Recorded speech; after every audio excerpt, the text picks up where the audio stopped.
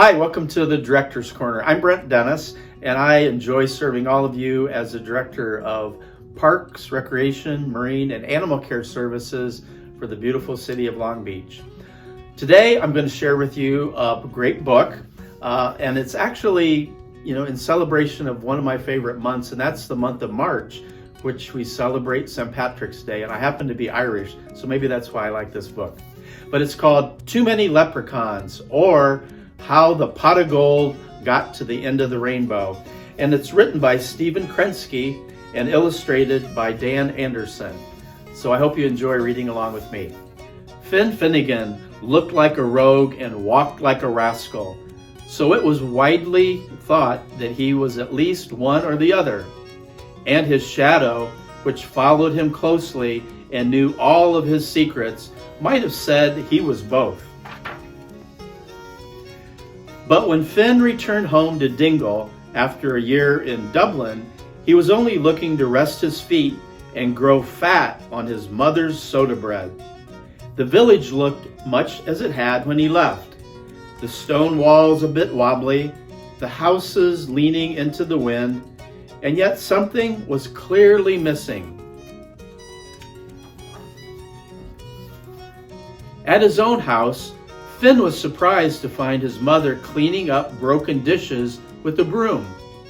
Mrs. O'Finnegan let out a great yawn. "So here you are, Finn, and it would be glorious to see you if only I could keep my eyes open.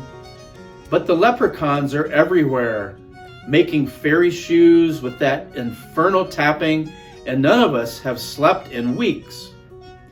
At that moment, Finn heard a steady tap, tap, tap in the yard. He stepped outside to investigate. In the garden was a leprechaun named Dob. He was hard at work. Tap, tap, tap, tap, tap. "Good day," said Finn. Dob scowled at him. "It's a busy day to be sure. The more shoes I make for the fairies, the more gold I get. And nothing is more important than gold." Now, Finn had some experience with leprechauns, and he chose his words carefully. "A wise outlook. If I'm not mistaken, though, you might have missed a stitch." Dob dropped his hammer. "Missed a stitch?" He wagged a finger at Finn. "Fancy yourself an expert, do you? Come with me." Dob led the way to a second leprechaun named Waddle. He too was making shoes, a dainty pair with silk flowers lining the sides. "What say you to these?" asked Dob. "Has Waddle missed a stitch too?" Finn rubbed his chin. "Well, his shoes are fine, assuming they'll only be worn in the dark." "In the dark?" cried Waddle. "Where no one could see them?" Finn explained. Both leprechauns turned a deep shade of red. The next day, Dob dragged Finn to 3 more leprechauns, and to 4 more the day after that.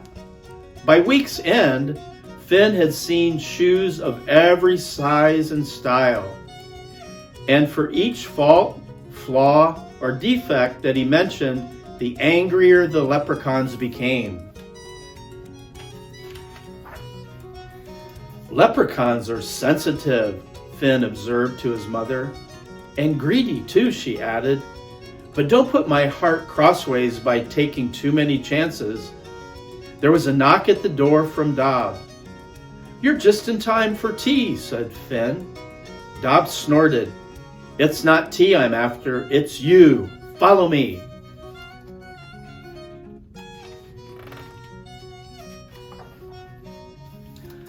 Dob led the way to a field where all the leprechauns stood waiting. As Finn approached, they moved back slowly to reveal a great pile of gold. "We hardly could have gained all of this," said Dob, "if our shoes were not the finest of their kind." "Impressive," said Finn. He could see that the leprechauns loved their gold dearly, so dearly that it just might be their undoing. "Perhaps," Finn went on. "If I saw all your shoes together, I might change my mind." "Yes, yes," the leprechauns agreed. They were sure that would make all the difference. "Tomorrow morning, we will bring the shoes to the village square," they promised. Finn nodded. "I'll be counting on it," he said. A gray dawn greeted the leprechauns as they arrived with their carts, barrows, sacks, and bundles. The shoes were unpacked and laid out with care. Soon everything was ready. But while the leprechauns were there, all the shoes were there. Finn was not. The leprechauns waited and waited. The sky cleared before Finn finally appeared. "Sorry I'm late," he said, although he didn't sound sorry at all.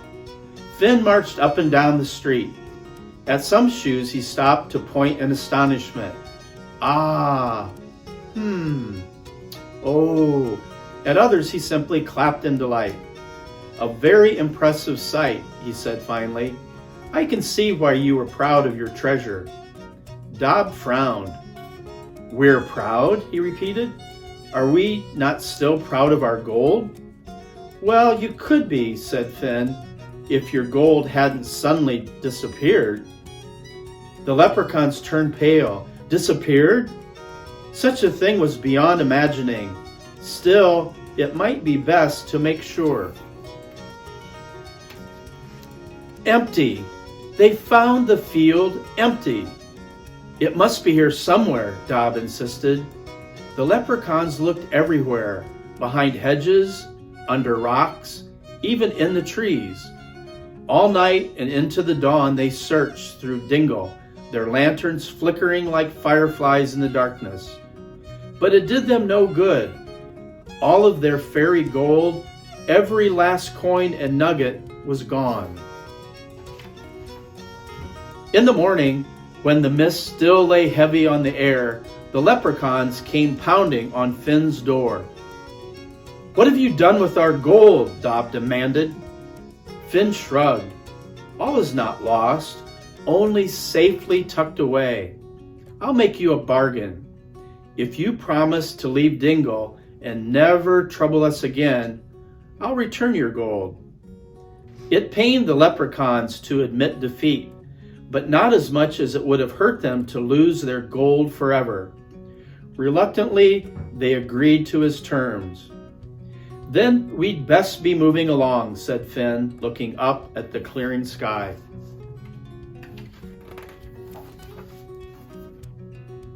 He led them back to the empty field. At that moment, the sun came out and a rainbow fell from the sky. And there, where the rainbow met the grass, a great pile of gold suddenly appeared. The leprechauns stamped their feet. "You moved our gold to the end of a rainbow, and when the rainbow vanished, so did our gold." "Indeed," said Finn, "for it is fairy gold, as you told me, and fairies often use rainbows to move their gold about." "You tricked us," said Dob. Finn held up a hand. "The rainbow is back, and so is your treasure. Take it in peace while the rainbow holds, and remember our bargain."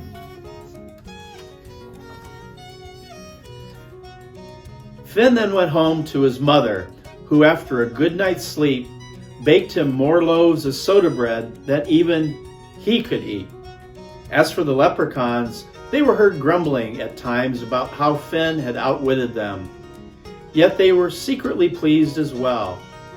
For if the truth be told, they've kept their gold at the end of the rainbow ever since. Well, I hope you've enjoyed this book, because I've enjoyed sharing it with you. Have a great day.